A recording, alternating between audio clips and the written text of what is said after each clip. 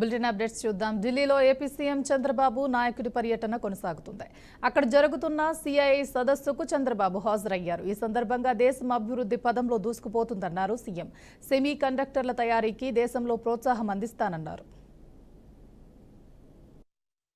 The 30th CII Partnership Summit 2025. I am proud to share that this prestigious event will be hosted in Andhra Pradesh this November. It is an honor for me to welcome you, all of you, on behalf of the state. Just now, Mr. Banerjee and also Honorable Minister rightly mentioned, I am not new to business. You can indicate here, CII is a industry where they are promoting continuously with the government of India and also state governments.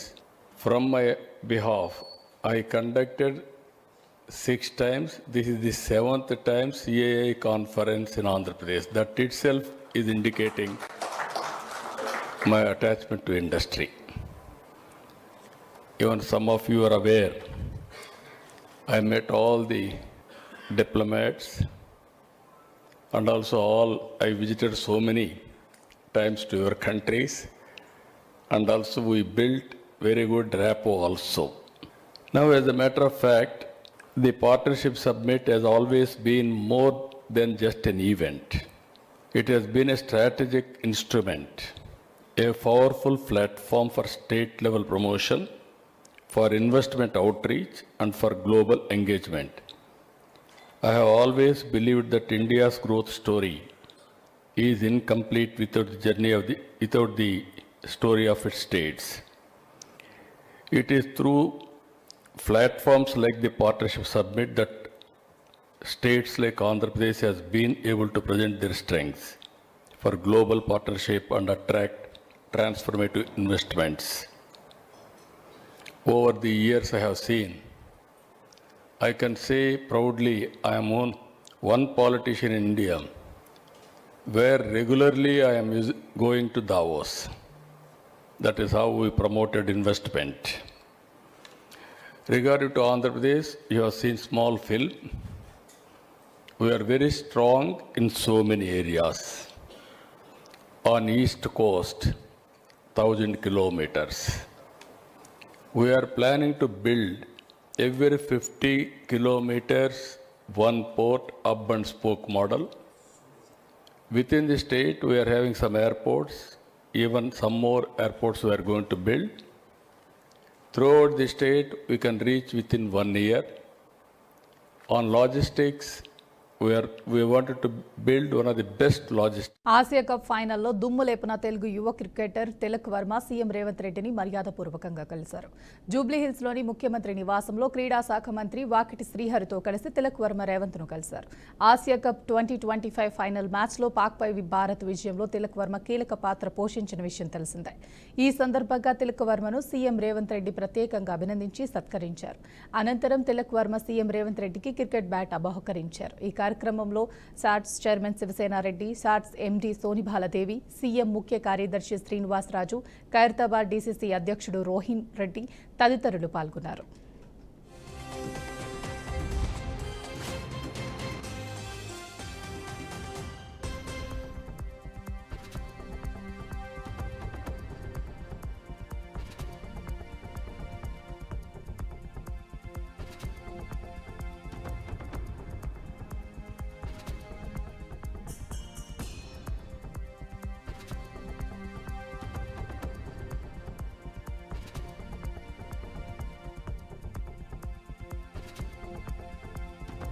స్థానిక ఎన్నికలపై Malkajgiri MP Etela Rajender సంచలన వ్యాఖ్యలు చేశారు. ఈ ఎన్నికలు ఇప్పుడే జరగకపోవచ్చని, సర్పంచ్ అభ్యర్థులు డబ్బులు ఖర్చు పెట్టొద్దని సూచించారు.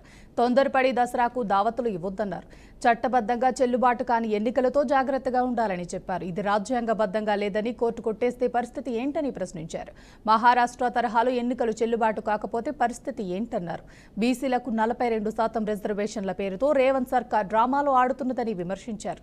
మహారాష్ట్రలో స్థానిక ఎన్నికలు జరిగిన తర్వాత హైకోర్టు ఎన్నికలు రద్దు చేసిందని, ఎన్నికల్లో ఖర్చు పెట్టిన అభ్యర్థులు తీవ్రంగా నష్టపోయారని ఈటెల రాజేందర్ గుర్తు చేశారు. నేను వాళ్ళను డిమోరలైజ్ చేయట్లేదు, వాళ్ళని ఏదో అయోమయంలో కట్టట్లేదు. కానీ న్యాయ నిపుణులు చెప్పిన ప్రకారంగా, అనుభవం ఉన్న రాజకీయ నాయకులు చెప్పిన ప్రకారంగా, ఎలక్షన్ కమిషన్ లో పనిచేసినటువంటి బ్యూరోక్రాట్స్ చెప్పిన ప్రకారంగా మాత్రం ఇది సాధ్యమయ్యేటువంటి పని కాదు, ఇది ఇట్లా జరగదని చెప్పి మాత్రం చెప్తున్నారు. నేను చూసిన మాట ఇస్తే నిలుపుకోవటం కాంగ్రెస్ కే సాధ్యమని, బీసీ రిజర్వేషన్లతో మరోసారి నిరూపితమైందని TPCC chief MLC Mahesh Kumar Goud అన్నారు. బీసీ రిజర్వేషన్లు కాంగ్రెస్ పార్టీ కమిట్మెంట్ అని చెప్పారు. బీజేపీ బీఆర్ఎస్ ఒకటేనని ఈ రెండు పార్టీలు కలిసే సంసారం చేస్తున్నాయని ధ్వజమెత్తారు. బీజేపీ బీఆర్ఎస్ ఒకటై కుట్రపూరితంగా కాంగ్రెస్ పై విష ప్రచారం చేస్తున్నాయని దుయ్యబట్టారు.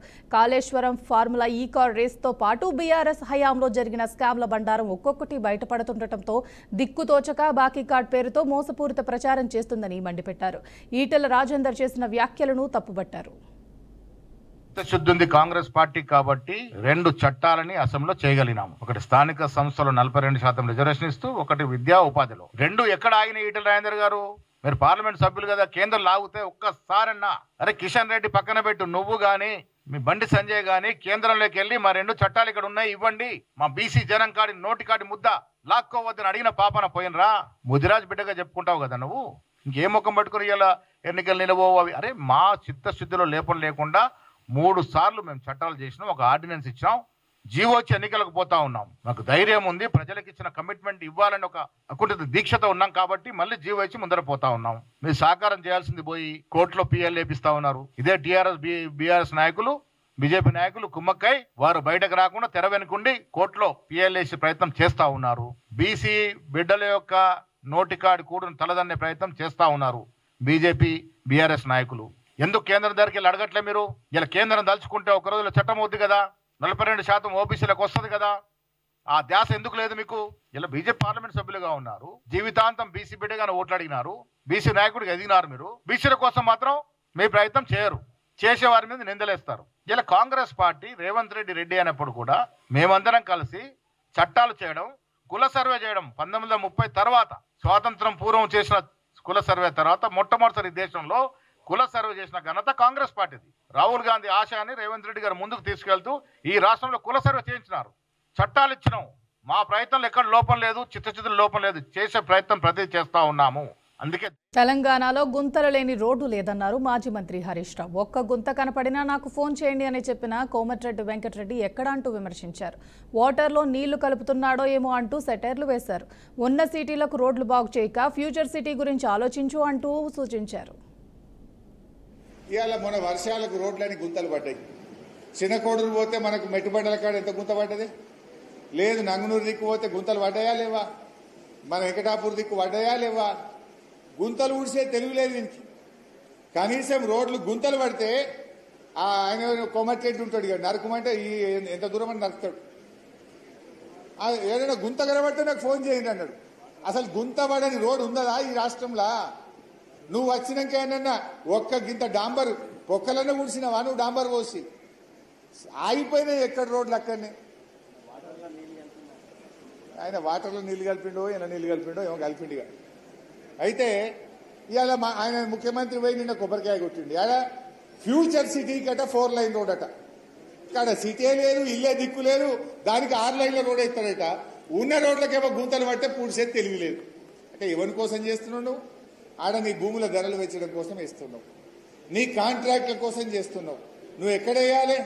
వర్షాలు పడి బ్రిడ్జిలు కొట్టుకపోయినాయి, రోడ్లు ఖరాబ్ అయిపోయినాయి. ఎవడు కాంట్రాక్టర్ అంటూ టెండరే ఎత్తలేడు. కనీసం ఈ రేవంత్ రెడ్డి ఈ పైసలు ఇస్తాడో ఇయ్యడో ఈ పర్సెంటేజీలు మాకు నడవేయని చెప్పి ఎవడు టెండర్ కూడా ఎత్తలేడు. టెండర్ వేసినా ఎవడు పని చేస్తలేడు. ఇదేమో ఇడిచిపెట్టిండు ఫ్యూచర్ సిటీకి రోడ్ ఎత్తా అంటాడు. హైదరాబాద్ సిటీ పోలీస్ కమిషనర్గా వీసీ సజ్జనార్ బాధ్యతలు స్వీకరించారు. ఈ సందర్భంగా తనకు అవకాశం కల్పించిన ప్రభుత్వానికి ధన్యవాదాలు చెప్పారు. తనకున్న అనుభవంతో విజయవంతంగా బాధ్యతలు నిర్వర్తిస్తానని అన్నారు. టీం వర్క్కు మారుపేరు హైదరాబాద్ కమిషనరేట్. హైదరాబాద్ పోలీసులు సెన్సేషనల్ కేసులు ఛేదించారన్నారు. ఆడపిల్లలు చిన్నపిల్లలపై నేరాలకు పాల్పడితే ఊరుకోం. ఇక నుంచి చాలా సీరియస్ యాక్షన్ ఉంటుంది. ఆడపిల్ల జోలికి వెళ్లేటప్పుడు ఇంట్లో తల్లి పిల్లను గుర్తు తెచ్చుకోవాలి. అలాంటి ట్రీట్మెంట్ ఇస్తాం. ప్రజల వెంట హైదరాబాద్ పోలీసులు ఎల్లప్పుడూ ఉంటారని భరోసానిచ్చారు. గతంలోనూ సజ్జనార్ ఆడపిల్లల జోలికి వచ్చిన వాళ్ళను తన స్టైల్లో రుచి చూపించారు. వరంగల్, సైబరాబాద్ కమిషనరేట్లలో కీలక కేసుల్లో నేరస్తులకు చుక్కలు చూపించారు. will be the top priority. మనము మన దగ్గర ఆల్రెడీ సి టీమ్స్ మన భరోసా సెంటర్స్ కూడా బాగా చేస్తున్నారు. Excellent job is being done them. But ఈ టీచర్స్ కావచ్చు, మన ఆడపిల్లల పైన చిన్న పిల్లల పైన నేరం చేస్తే ఉరుకునేదే లేదు, తగ్గేదే లేదు. Definitely will be dealt with very very seriously. All officers will be sensitized in all areas. మన వాళ్ళు కూడా చెప్పడం జరుగుతుంది. అన్ని మనము ప్రతి ఒక్క ఎక్కడ అన్యాయం జరిగినా will definitely take action. So any crime against women and children will be very very seriously. అదేవిధంగా నేను ముఖ్యంగా అందరు కూడా కోరుతున్నాను, మీరందరూ కూడా ఒక ఆడపిల్ల జోలికి వెళ్ళినప్పుడు మీ ఇంట్లో కూడా ఒక తల్లి ఉంది, మీ ఇంట్లో కూడా ఒక చెల్లెమ్మ ఉన్నారు, మీ ఇంట్లో కూడా ఒక భార్య ఉంది, మీ ఒక రిలేటివ్స్ ఉన్నారనేది మీరందరూ కూడా గుర్తు చేసుకోవాలి. మీరు వాళ్ళకి అదేవిధంగా జరిగితే మీకు ఎట్లా ఫీల్ అవుతుంది, మీరు కూడా వేరే వాళ్ళు చేస్తే కూడా ఎట్లా ఫీల్ అవుతారు అనేది మీరు ఆలోచించుకోవాలి. సో అదే మీరందరూ కూడా ఎవరైనా వాళ్ళ జోలికి వెళ్తే డెఫినెట్లీ సీరియస్ యాక్షన్. గత వైసీపీ ప్రభుత్వ హయాంలో బడుగు బలహీన వర్గాలను తీవ్రంగా వంచారని, నా ఎస్సీ, నా ఎస్టీ, నా బీసీ అంటూనే వారికి తీవ్ర అన్యాయం చేశారని రాష్ట్ర గృహ నిర్మాణ శాఖ మంత్రి కొలుసు పార్థసారథి తీవ్ర స్థాయిలో ధ్వజమెత్తారు. నేతి బీరకాయలో నెయ్యి ఎంత ఉంటుందో జగన్ రెడ్డికి బలహీన వర్గాలపై ఉన్న ప్రేమ కూడా అంతేనని ఆయన ఎద్దేవా చేశారు. 5 ఏళ్ల పాలనలో కీలకమైన ప్రభుత్వ పదవులు, చైర్మన్ పోస్టులు, ముఖ్య సలహాదారుల నియామకాల్లో జగన్ తన సొంత సామాజిక వర్గానికి పెద్దపీట వేశారని, ఈ విషయాన్ని ప్రజలు ఇంకా మర్చిపోలేదని అన్నారు. ఒక బీసీ నాయకుడైన చంద్రయ్య కుటుంబానికి న్యాయం చేసే విషయంలో వైసీపీ అడ్డుపడటమే వారి బీసీ వ్యతిరేక విధానాలకు నిదర్శనమని విమర్శించారు. చంద్రయ్య కుటుంబానికి ఉద్యోగం ఇచ్చే ప్రతిపాదనను ఎందుకు అడ్డుకుంటున్నారో వైసీపీ నాయకులు సమాధానం చెప్పాలని డిమాండ్ చేశారు. చంద్రయ్య గారి కుమారుడికి ఒక ఉద్యోగం ఇస్తా ఉంటే ఎందుకు అడ్డుకుంటున్నారో ఈరోజు బీసీలు అని చెప్పుకునే వైసీపీలో నాయకులందరూ కూడా సమాధానం చెప్పాలని చెప్పేసి నేను ఈ సందర్భంగా నేను డిమాండ్ చేస్తా ఉన్నాను వాళ్ళందరినీ కూడా. బీసీలకి న్యాయం జరిగే పరిస్థితి వైసీపీలో ఎట్లాగూ లేదు. గతంలో కార్పొరేషన్లు ఏర్పాటు చేసి కేవలం నామమాత్రంగా వాళ్ళని ఆ కుర్చీలకు పరిమితం చేసి కొంతమందికి కుర్చీలు కూడా లేకోకుండా అవమానం చేసిన బీసీ కార్పొరేషన్ చైర్మన్లు అవమానం చేసిన వైసీపీ తీరేంటో ఈ ప్రజలు ఇంకా మర్చిపోలేదని చెప్పేసి మనం చేస్తాను. మరి ఈ ప్రభుత్వం తెలుగుదేశం కూటమి ప్రభుత్వం, చంద్రబాబు నాయుడు గారి నాయకత్వంలోని కూటమి ప్రభుత్వం అధికారంలోకి వచ్చిన తర్వాత బీసీలకు సామాజిక గౌరవం పెంచే విధంగా ఎటువంటి నిర్ణయాలు తీసుకుందో, ఆర్థిక పరిస్థితులు పెంచడానికి ఎటువంటి నిర్ణయాలు తీసుకుందో ప్రజలందరూ కూడా ఆలోచించేయాలని చెప్పేసి ఈ సందర్భంగా నేను కోరుతా ఉన్నాను. మరి ఈ రోజు దేశ చరిత్రలోనే కాదు, స్వాతంత్రం వచ్చిన తర్వాత ఏ రాష్ట్రంలో కూడా వ్యాపారంలో ఈ వైన్ షాప్స్లో బీసీలకి రిజర్వేషన్ కల్పించిన ప్రభుత్వం లేదని చెప్పేసి మనం చేస్తాను. ఈరోజు గౌడ సోదరులకి, వారికి కులపరంగా వృత్తి అయినటువంటి మద్యం కళ్ళు గీత కార్మికులు ఎవరైతే ఉన్నారో వారికి వైన్ షాప్స్ని 10% రిజర్వేషన్ చేయడం కానివ్వండి, బార్ల వ్యాపారాన్ని 10% రిజర్వేషన్ చేయడం కానివ్వండి, బలహీన వర్గాలు ఆర్థికంగా పెరగాలనే కాంక్ష తెలుగుదేశం పార్టీ నాయకత్వంలో ఏ విధంగా ఉందో, కూటమి ప్రభుత్వంలో ఆలోచన ఏ విధంగా ఉందో అర్థం చేసుకోవాలని చెప్పేసి కూడా నేను ఈ సందర్భంగా మనం చేస్తాను. జీఎంపీ చింతామోహన్ ప్రధాని నరేంద్ర మోదీ సీఎం చంద్రబాబు నాయుడుపై విమర్శలు వేశారు. మోదీ 11 ఏళ్లలో ఇచ్చిన హామీలను అమలు చేయలేదని అన్నారు. ప్రతి ఖాతాలో 15 లక్షలు జమ చేస్తామన్న మాటను నిలబెట్టుకోలేదని ఎద్దేవా చేశారు. చంద్రబాబు 15 ఏళ్ల పాలనలో రాష్ట్రాన్ని గణనీయమైన అభివృద్ధి చేయలేదని ఆరోపించారు. ప్రజల సమస్యలను పట్టించుకోకుండా కూటమి సర్కార్ మాటలకే పరిమితమైన పాలన చేస్తుందని చింతామోహన్ మండిపడ్డారు. మోడీ గారు 11 సంవత్సరాలు ప్రధానమంత్రిగా పూర్తి చేశాడు. 11 సంవత్సరాల క్రితం భారతదేశానికి ఆయన 2 ప్రామిస్లు ఇవ్వడం జరిగింది. మొదటి ఏంటంటే దేశంలో ఉన్న నల్లధనాన్ని అంతా బయటకు తీసుకొచ్చి ప్రతి కుటుంబానికి, భారతదేశంలో ఉన్న ప్రతి కుటుంబానికి 15 లక్షల రూపాయలు ఇస్తానని చెప్పడం జరిగింది. చెప్పి 11 సంవత్సరాలైంది. 15 లక్షల రూపాయలు భారతదేశంలో ఏ కుటుంబానికైనా ఇప్పటిదాకా 1 రూపాయి వచ్చిందా అని నేను అడుగుతున్నాను ఆయన్ని. చెప్పిన వాగ్దానం సంపూర్ణంగా ఫెయిల్ అయింది. మోడీ చెప్పినటువంటి వాగ్దానం లక్షాధికారులు కాదు కదా. ఈ రోజుకి 3 పూటలు అన్నం తినలేకపోతున్నారు పేదవాళ్ళ పరిస్థితులు. 2 కోట్ల మందికి నిరుద్యోగులకు ఉద్యోగాలు ఇస్తా అన్నాడు 11 సంవత్సరాల నాడు. 11 సంవత్సరాలు దాదాపుగా తెలుగు సినిమా పరిశ్రమను దశాబ్దాలుగా పట్టిపెడుస్తున్న పైరసీ భూతం వెనుక ఉన్న అసలు సూత్రధారులు ఎవరో తెలిసి సినీ ప్రముఖులు నివ్వెరపోయారు. తాము ప్రచారం చేస్తున్న బెట్టింగ్ యాప్ల నిర్వాహకులే పైరసీ ముఠాలకు నిధులు సమకూరుస్తున్నారని చేదు నిజం వారిని తీవ్రమైన షాక్కు గురిచేసింది. ఈ విషయం తెలియటంతో భవిష్యత్తులో బెట్టింగ్ యాప్లకు సంబంధించిన ఎలాంటి ప్రచార కార్యక్రమాల్లో పాల్గొనకూడదని టాలీవుడ్ ఏకగ్రీవంగా నిర్ణయించుకుంది. పైరసీ ముఠాలను అరెస్ట్ చేసిన హైదరాబాద్ సిటీ సైబర్ క్రైమ్ పోలీసులు ఈ కేసుకు సంబంధించిన పూర్తి వివరాలను తెలియజేసేందుకు నగరంలో సినీ పరిశ్రమ పెద్దలతో ఒక ప్రత్యేక సమావేశాన్ని ఏర్పాటు చేశారు. ఈ సమావేశానికి అగ్ర హీరోలు చిరంజీవి, నాగార్జున, వెంకటేష్, నాని, నాగ చైతన్యలతో పాటు ప్రముఖ నిర్మాత దిల్ రాజు, పలువురు దర్శకులు, డిజిటల్ మీడియా కంపెనీల ప్రతినిధులు హాజరయ్యారు. పైరసీ ముఠా గుట్టురట్టు చేసిన హైదరాబాద్ సైబర్ క్రైమ్ పోలీసులు త్వరలోనే ఓటీటీ పైరసీ కంటెంట్ సైట్ అయిన ఐబొమ్మ నిర్వాహకులను పట్టుకుంటామని చెప్పారు. దాదాపు 2 కోట్లు ఖర్చు చేసి అధునాతన పరికరాలు వాడి పైరసీ ముఠాను పట్టుకున్నామని, త్వరలో ఐబొమ్మ నిర్వాహకులను కూడా అరెస్ట్ చేస్తామని సివి ఆనంద్ వెల్లడించారు.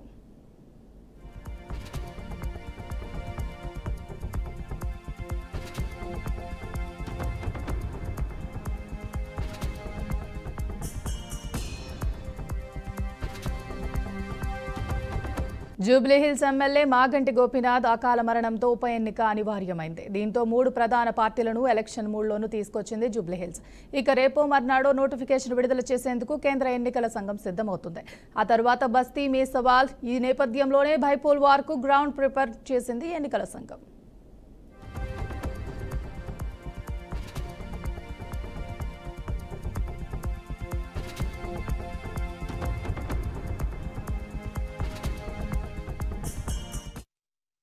జూబ్లీహిల్స్ ఉప ఎన్నికకు కసరత్తు స్పీడప్ చేసింది ఎన్నికల సంఘం.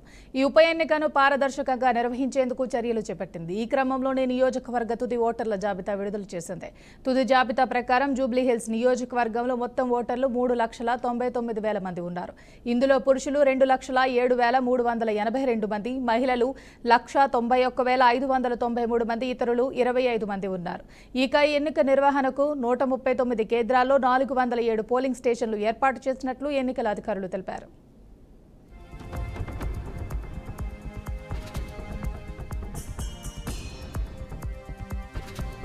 ఆసియా కప్ ఫైనల్ మ్యాచ్లో పాకిస్తాన్పై టీమిండియా ఘన విజయం సాధించింది. ఈ మ్యాచ్లో హైదరాబాద్ కుర్రాడు తిలక్ వర్మ అద్భుతంగా రాణించారు. భారత జట్టు విజయం సాధించడంలో కీలక పాత్ర పోషించారు. ఈ క్రమంలోనే హైదరాబాద్లోని లింగంపల్లిలో తాను శిక్షణ పొందిన లెగాల క్రికెట్ అకాడమీలో తిలక్ వర్మ సందడి చేశారు. అనంతరం అక్కడే సమావేశం నిర్వహించారు. ఆసియా కప్ ఫైనల్ మ్యాచ్ విజయాన్ని భారత జవాన్లకు అంకితం ఇచ్చినట్టు తిలక్ వర్మ తెలిపారు. మైదానంలో పాకిస్తాన్ ప్లేయర్లు అనేకసార్లు రెచ్చగొట్టే ప్రయత్నం చేశారని అన్నాడు. మాకు చాలా కోపం వచ్చింది, కానీ కళ్ల ముందు దేశం కనిపించింది, అందుకే ఓపికగా ఆడామని చెప్పారు. దాంతో పాటు అప్పటికే 3 కీలకమైన వికెట్లు కూడా కోల్పోయామని స్పష్టం చేశాడు. దాంతో నా మీద మరింత బాధ్యత పెరిగిందని, అందుకే కసిగా ఆడి జట్టుకు విజయాన్ని అందించామని తిలక్ వర్మ అన్నారు. మన ఆపరేషన్ సింధూర్ తర్వాత ఇంకా చాలా హార్డ్గా వచ్చారు వాళ్ళు మా మీద. మేము ఆడేది game, it's just a sport. So ఆ టైంలో ఎమోషన్స్ తీసుకుని ఆడితే స్పోర్ట్ ఆడలేము. సో ఆ టైంలో నేను కామ్గా ఉండి ఐఎమ్ సో పేషెన్స్ చాలా అన్నారు, చాలా విధంగా చాలా చెప్పారు. బట్ కెమెరా ముందు అవన్నీ నేను ఇప్పుడు చెప్పలేను. బట్ ఆ టైంలో నేను కామ్గా ఉండి రిజర్వ్ ఉండి ఐ నో ఓన్లీ బ్యాట్ తోనే మనం గెలిపిస్తే ఎవ్రీథింగ్ విల్ బి అంతా ఇంకా కామ్గా అయిపోతారు వాళ్ళు. World class bowler of course, but ఆ టైంలో నేను నన్ను అనుకున్నా I'm the best player. India is always best. India is far అన్నిటికన్నా చాలా పైన ఇండియా అనేది. సో ఒకసారి నేను ఇండియాకి ఆడుతుంటే ఇవన్నీ బెస్ట్ బౌలర్ ఇలా చేస్తాడు అలా చేస్తాడు నా మైండ్ లో ఏం లేదు. ఓన్లీ ఆ టైంలో ఓన్లీ ఒక కంట్రీ వచ్చింది, just I want to win the game అంతే.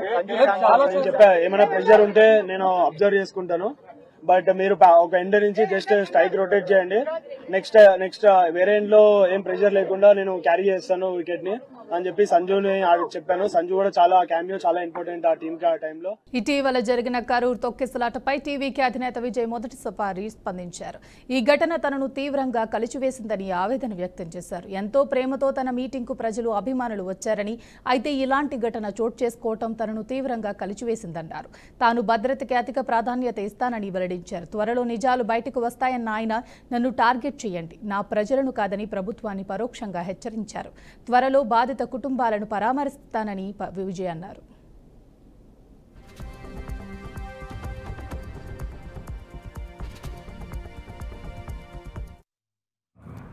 என் லைஃப்பில் இந்த மாதிரி ஒரு பெயின்ஃபுல்லான ஒரு சுச்சுவேஷனை நான் ஃபேஸ் பண்ணதே கிடையாது. மனசு முழுக்க வலி வலி மட்டும்தான். இந்த சுற்றுப்பயணத்தில் என்னென்ன மக்கள் பார்க்க வராங்க, அதுக்கு ஒரே ஒரு காரணம் தான் அவங்க என் மேலே வச்சிருக்கிற அன்பும் பாசம். அந்த அன்புக்கும் பாசத்துக்கும் நான் எப்பவும் கடமைப்பட்டிருக்கிறேன்.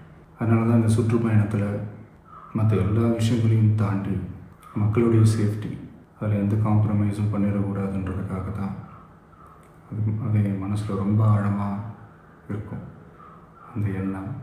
அதனால தான் இந்த அரசியல் காரணங்கள் எல்லாத்தையும் தவிர்த்துட்டு ஒதுக்கி வச்சுட்டு மக்களுடைய சேஃப்டி மட்டும் மைண்டில் வச்சுக்கிட்டு அதுக்கான இடங்களை சூஸ் பண்ணுறது, அதுக்கான இடங்களை பார்த்து பெர்மிஷன் கேட்குறது, போலீஸ் டிபார்ட்மெண்ட்டில் அதை ரிக்வெஸ்ட் பண்ணி கேட்போம்.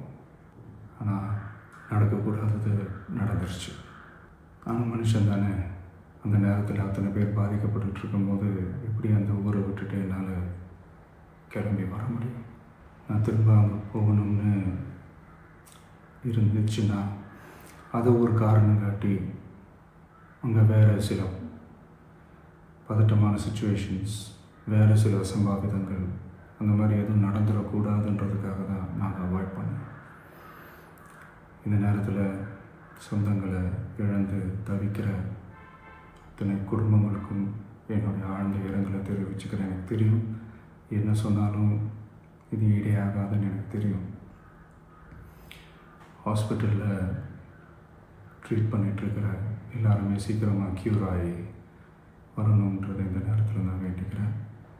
கூடிய சீக்கிரமே உங்கள் எல்லாரையும் நான் சந்திக்கிறேன். இந்த நேரத்தில் எங்களுடைய வலிகளை, எங்களுடைய நிலைமையை புரிஞ்சுக்கிட்டு எங்களுக்காக பேசின அரசியல் கட்சிகளை சார்ந்த நண்பர்கள், தலைவர்கள் அனைவருக்கும் என்னுடைய நன்றியை தெரிவிச்சுக்கிறேன். கிட்டத்தட்ட ஒரு 5 மாவட்டத்துக்கு ప్రచారத்துக்கு పోనోం. இந்த மாதிரி எதுவுமே நடக்கலாம். బీహార్ అసెంబ్లీ ఎన్నికల నేపథ్యంలో ఓటర్ల తుది జాబితాను విడుదల చేసింది. సవరించిన ఓటర్ల జాబితాను ఈసీ అధికారిక వెబ్సైట్లో అందుబాటులో ఉంచింది. బీహార్లో 22 ఏళ్ల తర్వాత స్పెషల్ ఇంటెన్సివ్ రివిజన్ను ఈసీ చేపట్టడం విశేషం. ఓటర్ల తుది జాబితా ఆధారంగానే అసెంబ్లీ ఎన్నికలను నిర్వహించనుంది. తుది జాబితా కాపీలను అన్ని జిల్లాల ఎన్నికల అధికారులకు పంపిస్తామని బీహార్ చీఫ్ ఎలక్టోరల్ ఆఫీసర్ తెలిపారు. వీరితో పాటు గుర్తింపు పొందిన జాతీయ, రాష్ట్ర రాజకీయ పార్టీలకు కూడా ఈ జాబితాను షేర్ చేస్తామని చెప్పారు.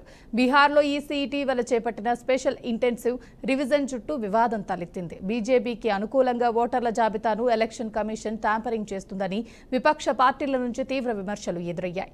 ఈ ప్రక్రియను నిలిపివేయాల్సిందిగా కోరుతూ సుప్రీంకోర్టులో పలు పిటిషన్లు దాఖలయ్యాయి.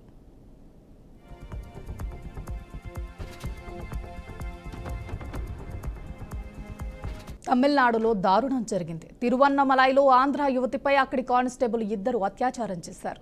ఇద్దరు కానిస్టేబుల్స్ అత్యాచారం చేశారు. ఎంటాల్ బైపాస్ వద్ద టమాటాలు తరలిస్తున్న వాహనాన్ని ఆపిన పోలీసులు అనుమానం ఉందంటూ అందులో ఉన్న యువతిని వాహనం నుంచి దించారు. ఎవరూ లేనిది చూసి పక్కనే ఉన్న పొలంలోకి లాక్కెళ్లి సుందర్, సురేష్ రాజ్ ఇద్దరు కానిస్టేబుల్ అత్యాచారానికి పాల్పడ్డారు. బాధితురాలిని ఆసుపత్రికి తరలించిన స్థానికులు పోలీసులకు సమాచారం అందించారు.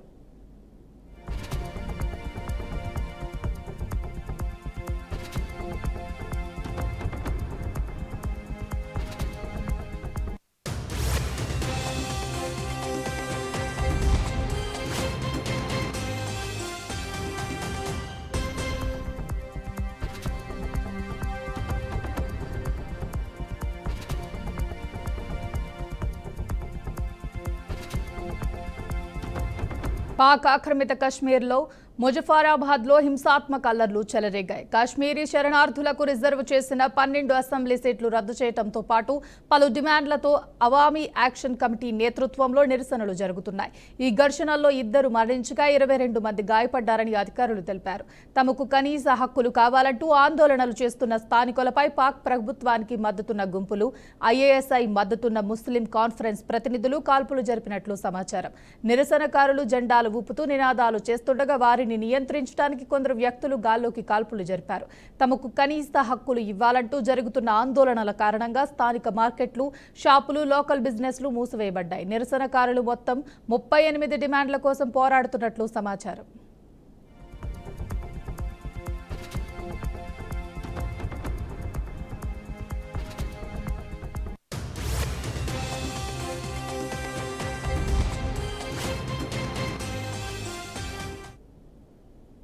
స్టాక్ మార్కెట్లు నష్టాలతో ముగిశాయి. నిఫ్టీ మైనస్లో పడిపోయింది. బీఎస్సీ ఇండెక్స్ కూడా మైనస్తో ముగిసింది. నిఫ్టీ బ్యాంక్ మాత్రం లాభాలతో ఎండ్ అయింది. స్టాక్ మార్కెట్ ప్రారంభంలో నిఫ్టీ 50, సెన్సెక్స్ సానుకూలంగా స్థాయిలో ఉన్నట్లు వార్తలు సూచించాయి. తర్వాత మాత్రం నిరాశను మిగిల్చాయి.